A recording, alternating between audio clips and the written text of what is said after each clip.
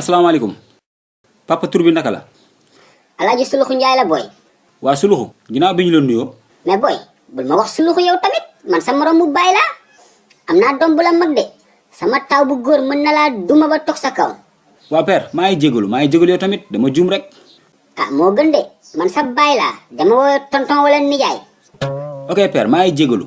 waa gis nañu nga dawee sa kër ba fii Lego Comedy Sénégal nga ni dafa am benn message boo bëgg a jàllale. waaw boy accident bi am fële si route des Niayes bi ginnaaw Koumpentoum côté mbëlëxteen yooyu en face gin gi neew rek boy chauffeur boobu xamul dara.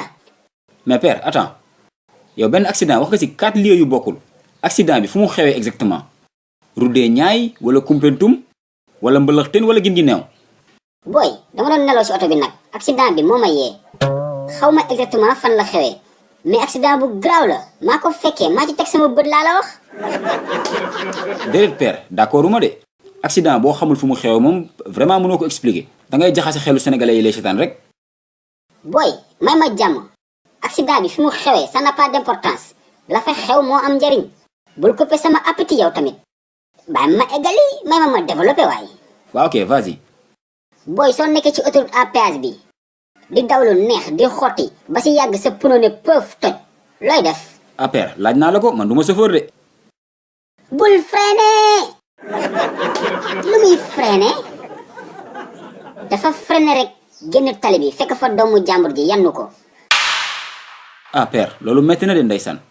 waay loolu romb na metti boy papa ji ak yaay ji foofu lañu nekk di jooy jooy yu metti sax mbee gudul jeex seen borom moo mujjee ñëw indil leen ngooñ ak ripaas ñu soog a noppi. mais defal nànk père yow looy teg nii accident lan ngay expliquer nii yow. accident xar la boy